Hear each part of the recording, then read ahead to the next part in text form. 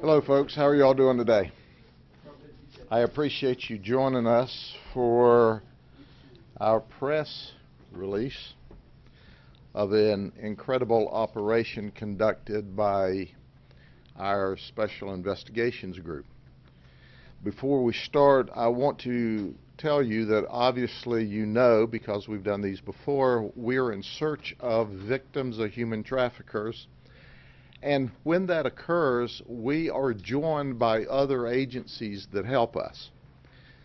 There's Peace River, Porchlight Ministries, George Harris Youth Shelter, Celia Freedom, and Neighbor to Family all joined us in this undercover operation, as well as the Hardy County Sheriff's Office.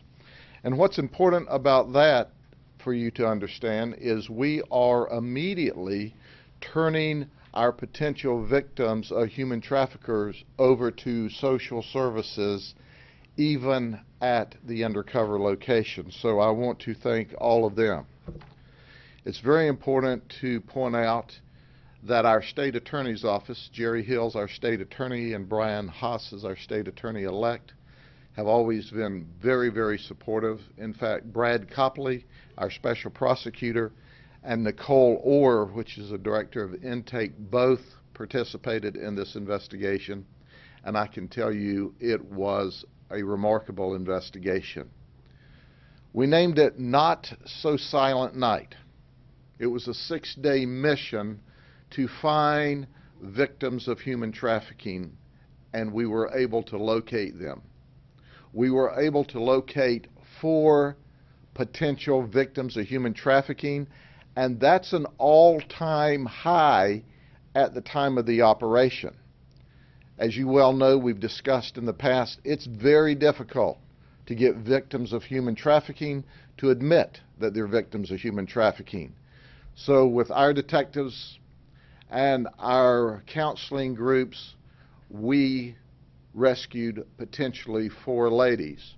And if that's all that occurred out of that operation, then it was a huge success. But it goes further than that. We arrested 114 people, and there are 2 outstanding warrants as a result of the investigation, and we're going to talk about that. Now we're going to speak of our poster children, and as you can see here, we have 2 human trafficking suspects that we are investigating as not only pimps, not only accepting proceeds, but Timothy Thomas and Julian Netter. They are not only being criminally charged now, but we think they are human traffickers. We think that is the despicable kind of person that takes these young ladies and forces them into a life as a victim. One of the victims that we identified, we also believe is part of an international sex trafficking ring. One other trafficker has not been identified yet, but one trafficker is who we have a warrant for. We will talk about him and provide further details in just a few minutes. Let's go on and talk about the 114 arrests. Of the 114 arrests, we continue to hear over and over and over, "Oh, Sheriff, prostitution is a victimless crime." We're going to show you clearly and convincingly how it's anything but a victimless crime. For example, of the 114 arrests, they had a collective 634 previous criminal charges, many of them violent felons. Of the 114 arrests, 28 admitted to being married. Now, don't you think their wife or husband at home is a victim? I do. And then how about the 17-year-old we'll talk about in great detail, who previously had been arrested for knowingly attempting to transmit HIV or AIDS. And when she was arrested this time, she spit all over our detectives in an effort to transport HIV and AIDS.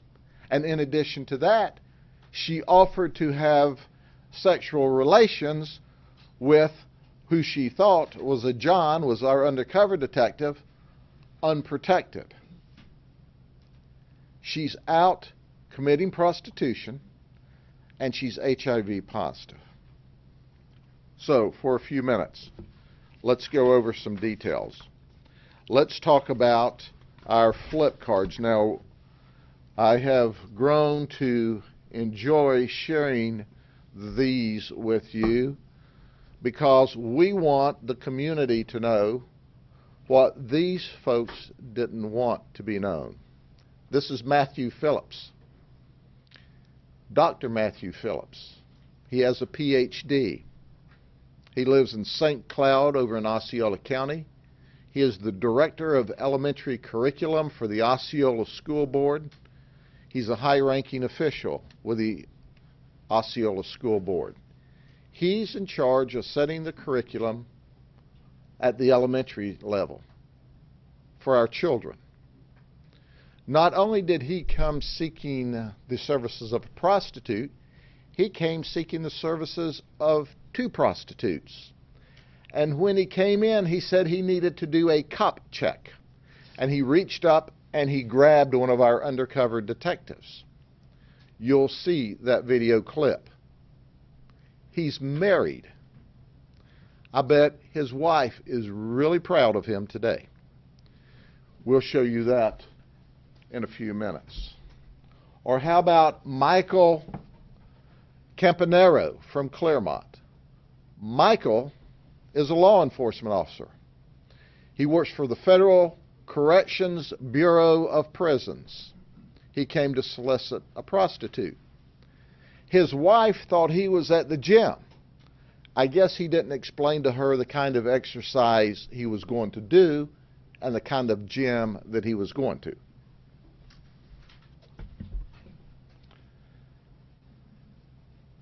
How about Santos Riviera? He's from Orlando. He's a retired police officer from Puerto Rico, did a 20-year career. He's currently the custodial manager for the Orange County Public School System. He's married. And he admitted, this is not my first time. Well, I know that your wife will be glad to hear that.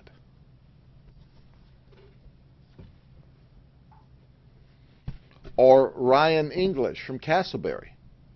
He's a member of the Florida National Guard who came to solicit sex.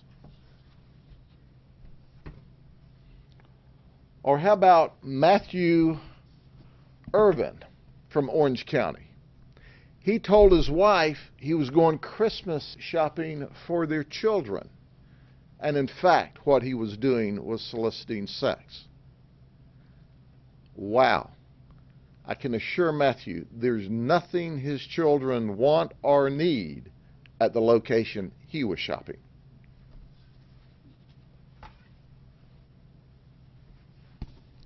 Or how about Michael Bonislavsky from Davenport?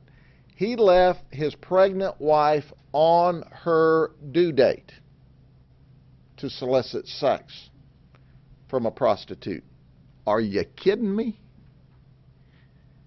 One of the most special times in a family's life, and he leaves his wife seeking out a prostitute? I don't even think you need to comment any further about that. It stands on its own. Or how about Eric Hernandez from Kissimmee? He said he hurt his back setting up the birthday party for his 9-year-old. So after the birthday party got started, he leaves and goes out and solicits sex. Well, I know the birthday parties can be stressful for 9-year-olds, but I don't think soliciting sex is the proper stress relief. He's in jail.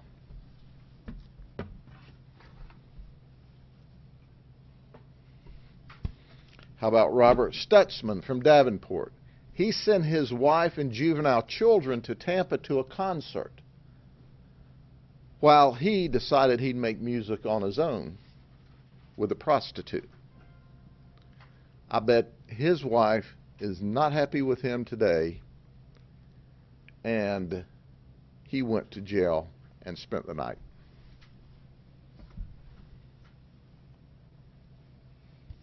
Or how about Herman Arredondo from Mineola, Florida? He's married. He looked at our detectives when he was arrested, and he said, "What am I going to tell my daughters who are 1 and 5? Well, here's a clue for you.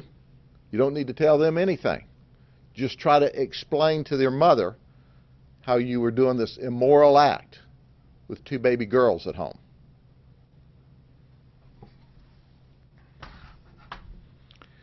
And then there was Hai Quan Zhang. He's an engineer from Dulin, Ohio. He was in Orlando on a business trip. He's married, and he was arrested on the eve of his son's 2nd birthday and spent his son's 2nd birthday in the jail, locked up for prostitution. Now, ladies and gentlemen, let me pause there to say, and you want to tell me it's a victimless crime? I'll never believe it. How about Maria Concepcion Gonzalez? She's from Miami. She's in the United States on a work visa. Maria, this is not the kind of work we gave you the visa for. She was prostituting herself. She told us upon her arrest that she was worried that Trump would deport her. Hey, President-elect Trump, here's one you can put on your list. Or, if your list's not full yet, President-elect Trump, how about Oscar Gonzalez from Haines City? He is the most despicable of the despicable. He is married. He has 2 children in Mexico. He's here illegally. He's an illegal alien. He's 33. And he was online trying to find a juvenile boy to have sex with, a 14-year-old. Our detectives who do child predator investigations are simply the very best in the business, and they caught Oscar. So you've come here illegally to our country, and now you're trying to engage our children in illegal sex. Donald Trump, this guy needs to be on the first tier that's sent back to Mexico after he finishes a very long prison sentence for his outrageous conduct or attempted conduct with children. The reason a child wasn't violated this weekend is because of the awesome work of our detectives, and it was a detective as opposed to a real child. But then there's Thomas Davis. He's 48. He's from Mashpee, Massachusetts. He said he's a self-employed photographer. He traveled to have sex with what he thought was a 14-year-old girl. This guy asked for photographs of the 14-year-old child, and he sent photographs of himself, if you know what I mean. And he admitted to us that he had chatted with other females that were children. This is a despicable human being that Brad Copley, that our team for the state attorney's office will do their very best to send to prison for a very long time. Nicole may, instead of being a director, may personally want to take this guy on. Nicole Orr is one of the awesome prosecutors from us. Okay, now let me stop there for just a minute and tell you about a couple of warrants that we have. The first warrant that we have is Debron Fulmore. He's from Orlando. He's a pimp. We have warrants for him for deriving proceeds. But what's so very important about Debron is the fact that we suspect him of being a human trafficker. He dropped off his girl, one of his girls, at the undercover house and left. When he came back to pick her up and we went to arrest her, we had a little kerfuffle in the street because we had too many prostitutes and pimps at the same time. And being an experienced guy, he said, "Car, don't fail me now." And he drove off while we were in the middle of trying to arrest some other people. Debron, newsflash, we haven't forgot you. We want him in jail. And he's also under further investigation as being a human trafficker. But here's the guy who proved to be the most dangerous of the weekend. Travis Mays. He's 29. He's from Deatsville, Alabama. He is the one that traveled from Alabama to Orlando and ultimately to our undercover location, armed with a .40 caliber handgun, a .22 caliber handgun, and this AK-47 style rifle. Do you think it's a victimless crime? This is the armor that he brought. He is the one that dropped off the 17-year-old girl. He's 29. He's in the company of a 17-year-old girl who's HIV positive. Our undercover detectives assigned to the perimeter attempt to stop him. He tries to flee. We pit the car. Ultimately, when the pit occurs, we get his car boxed in. He pulls a gun out. He has this in the car, and he pulls a handgun out. Our deputies are unable to defend themselves because the way the pit maneuver occurred, it put them in a crossfire with each other. So now they're scrambling out of the car and for cover to arrest him.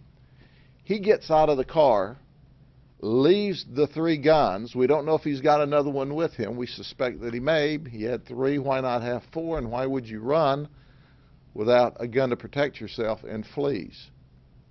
We want him. We want him very badly. He proved to be very dangerous. We have outstanding charges for aggravated battery, aggravated assault, contributing to the delinquency of a minor, resisting arrest. Now here's important news. It's Christmas time. And I'm certain that you can use $5,000. Think about that. $5,000 you can spend on Christmas. All you have to do is call Crime Stoppers, 1-800-226-TIPS. Give us information leading to his arrest. When you make that magic phone call and we arrest Travis Mays from that information, you get $5,000. Think of it as Merry Christmas from the Sheriff's Office and Crime Stoppers. And we'll let him eat pressed turkey in the county jail on Christmas Day. That's my challenge to the community today. You help us arrest him, he eats turkey in the county jail on Christmas Day, you get $5,000, and imagine who all and how much you can spend on Christmas this year.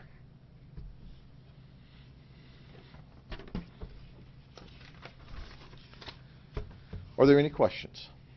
Can you go back to the human traffickers that you did capture, the alleged human traffickers specifically? I'm trying to understand the difference between a pimp and I don't mean generically, I mean specifically, what did they do to make it rise to that level? When traditionally, a lot of pimps are human traffickers. But charging them with that and convicting them of that is difficult. But what a human trafficker does is take possession of a prostitute. literally treats them as property. Sometimes they buy and sell and trade to each other. They pick them up on the streets. They either through physical or psychological coercion take total control over them, stop them from having any freedom at all, tell them, hey baby, you work for me, I'll furnish your house, your clothes, your dope, everything you need. Then he sends them out to prostitute, and he takes 100% of the proceeds and doesn't allow them any freedom. They even go so far as to brand their victims of human trafficking. That is how dangerous these folks are. Human trafficking occurs all over this nation. It occurs in Florida. The hardest victims we have is to get the victims of human trafficking to cooperate with us. And that's one reason why these wonderful groups of counselors actually spend hours and hours and hours during the operation with us, so we could immediately, when I say immediately, from the time they showed up, offer them services. Sheriff, does it surprise you the number of arrests in such a short period of time? No, it really doesn't, because I think we had 10 or 12 from Polk County, but of this 114, for every one we arrested, we probably had 3 or 4 or 5 go, Polk County? We're not coming to Polk County.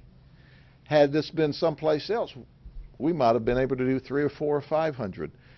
Prostitution, human trafficking is alive and well, and the only thing that stops it is aggressive, overt, proactive law enforcement and warnings to the community. If we didn't catch you this time, we'll catch you the next time. Stay out of Polk County if you're going to violate the law. Brady, the typical John or prostitute, what happens to them, and how is it treated? Well, I don't think there is a typical John or prostitute, but what we see, some of the prostitutes we arrested were out on bond from being arrested in other jurisdictions. They'll be dealt with appropriately depending on the history of their criminal charges. Some of our Johns, this was a first-time offense. It is a misdemeanor for soliciting a prostitute. So the criminal justice system won't be nearly as tough on them as their wives will. But the reality of it is that historically there have been those who wanted to lead you to believe this is only a misdemeanor, when the reality of it is you see one of these prostitutes that's actively trying to spread HIV, knowing she's HIV positive. You see the guns, you see the dope. In one event, are you ready for this? You can't make this stuff up. The pimp sends the girl in the house to do the deal. He sits in the driveway waiting on her, shooting up heroin. So when we arrest him, we have to shuffle him off via an ambulance to the hospital. And that was some of that kerfuffle that caused us to lose one of our suspects in human trafficking, because we had an ambulance there, and it was something only made for television. You have an ambulance there, you have prostitutes there, you have pimps there, you have other pimps and prostitutes showing up. It was quite a show for a while. But Sheriff, aren't some of these prostitutes then, if you have these guys that are being charged with human trafficking, are they victims? They are victims, and that's why we treat them as victims. But they're still being arrested. They are being charged at the moment of the event, but they are being immediately diverted as a potential victim. And there is specific law that allows us to start treating them as a victim, and that's what we'll do. That's why we have immediate services. Now, believe it, we'll follow up with these other prostitutes, and if we determine they are victims of human trafficking, they will receive that same opportunity. So would you say you're re-victimizing, putting their photos on here if they're victims? No, the victims are all blacked out. Okay, so all the ones that we don't see, those are human trafficking victims? That's correct. Okay, so the girls that we see, they're not the ones that See, highlight? there's a clue here. In law enforcement, we go by clues. See, victim, blacked out. Victim, blacked No, out. I see that, but it just sounds like a lot of the prostitutes came with John, or what you were saying. That's right. trafficking, so I just wanna make We sure. can't, we have not an iota of information that leads us to believe that the others are victims at this point. If we did, we would label them victims as well. If we determine them to be victims at a later time, by Florida law, every iota of public record that showed them as a prostitute goes away, and then they receive services as a victim. And that's the whole focus here. Historically, identifying four who admit to us, want services, want help, that's huge. Because normally we jump up and down for joy if we identify one or two. Can you talk about the video? What would you like me to talk about? Well, I mean, if you want to show exactly Well, what you're seeing. we're going to run it. This is our director of curriculum for the Osceola County School Board. Let's see if this is how you want one of your top administrators acting. He's got two girls there. He's doing a cop check. Whoop. That's not something you should do. And then we had to suggest to him that he had to pay us in advance.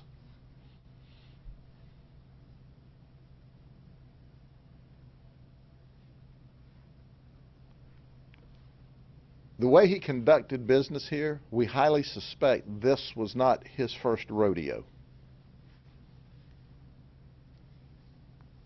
And of course, then he was arrested. Sheriff, Yes, ma'am. are you saying he was there for a threesome? Twosome. He was the third one. He wanted two ladies of the evening. And he said his words were, "This is a cop check," when he grabbed the lady. Well, it worked. They were cops and we checked him. Sheriff, can you go back to the woman with HIV? Yes. Is that another charge, and are you identifying Yes. her? No, she's a juvenile. She's 17 years of age. She's still under investigation. Is that an additional charge? That is an additional charge for knowingly exposing someone to HIV without telling them. Will she be considered human trafficking because she does not have the will to be able to say that she wants to prostitute? We don't, she gave absolutely zero indication that she was a victim of human trafficking, but we are still working with that. We have seen by her history, she's apparently been charged with this before. When she came to this undercover location, she offered to engage in sexual conduct without protection, knowing she was HIV positive. And then on top of that, when we arrested her, she was spitting on our detectives, once again, creating an environment for attempting to pass HIV on to our detectives. Does that mean she is absolutely, unequivocally, without a doubt, not a victim? No, it doesn't. But there's no indicators at this time.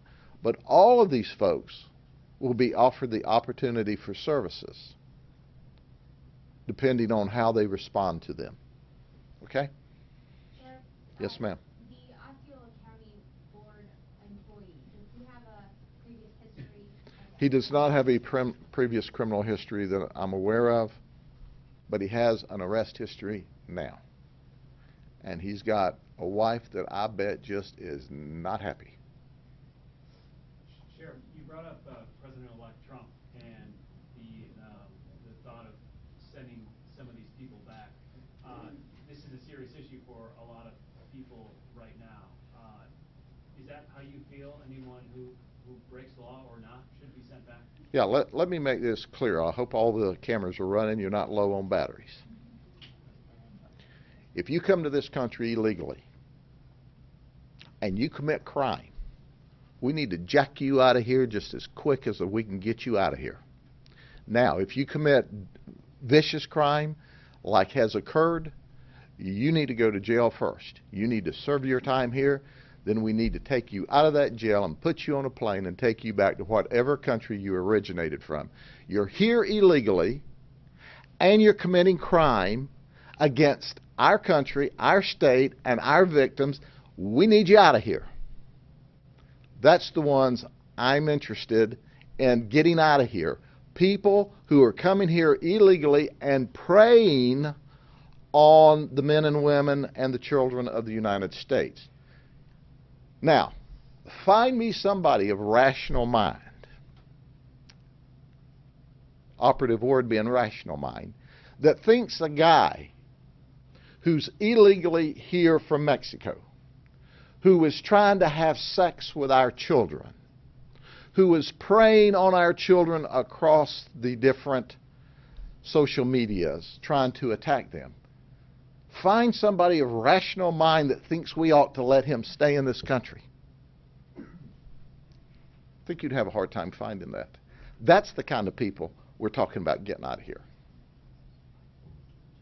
Sheriff, you mentioned the social media. Talking about human trafficking, can you talk about like the unconventional ways that human traffickers are luring girls? Are you seeing more of it through social media, through the Yes. Snapchats and the Facebooks? Quite frankly, what we're seeing clearly, the overwhelming majority of the prostitution, aka embedded in that, is human trafficking, is communicated through social media. All of these arrests originated from social media, every one of them. That is the new way. And you think about it, how often do you really see streetwalkers anymore? These girls aren't going to walk the street. They're going to take their free cell phone that the government gives them and sit in air conditioning someplace till they can catch the Uber driver. I need to write a song. We had one guy show up. He said, "I swear I'm just the Uber driver." And it turned out, believe it or not, he was just the Uber driver. I bet he had a story that night. You reckon he checked that little block that said, "I don't want to pick this woman up again," or whatever they do on... But even not the girls that are already in prostitution, like, do you think human trafficking, like the pimps and the johns, that Yes. they're luring like innocent victims, like female girls, or you think they're luring them through social media? They are luring them through social media. They also pick them up off the streets. And what the human traffickers do, we're not talking, there's a lot of different kinds of human trafficker. Let me focus right down here. They are looking for the person that's drug dependent, walking the street, has because of their conduct has been thrown out of the house. Their parents, their friends, nobody will have access to them. They wrap them up, bring them in. It starts many times with the lure of fancy clothes, all the drugs you want, a house, roof over your head, and all you have to do is work for me and we share the profits. But that's not the way it ends up. Then they take control of them, either psychologically or physically or both. Are these suspects going to have first appearance or what? Yeah, some of them have already been to first appearance because we've been doing this from December 8th. In fact, I would suggest most of it have either posted bond or been released that were charged with the minor offenses. The significant offenses, they're still locked up. Anything else? Okay, before you go, tomorrow I'm going to have a news conference at Southeastern University with President Engel about a new program that we developed together called the Sentinel Program. And it is a proactive program to further protect students, faculty, and staff, and to create the absolute safest environment possible on a college or a school campus, which is already very safe. But no more details until President Engel and I meet with you tomorrow afternoon at 2 o'clock. Thank you. Have a good weekend. If you're not back, have a Merry Christmas. We'll see you soon.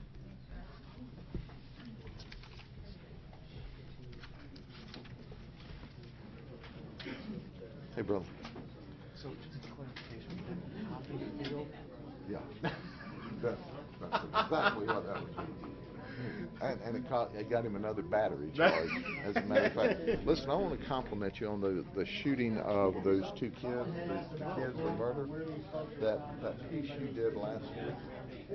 I watched a lot of different clips because I'm fired up over that. Nobody captured that like you did. I mean, you nailed the whole thing. How great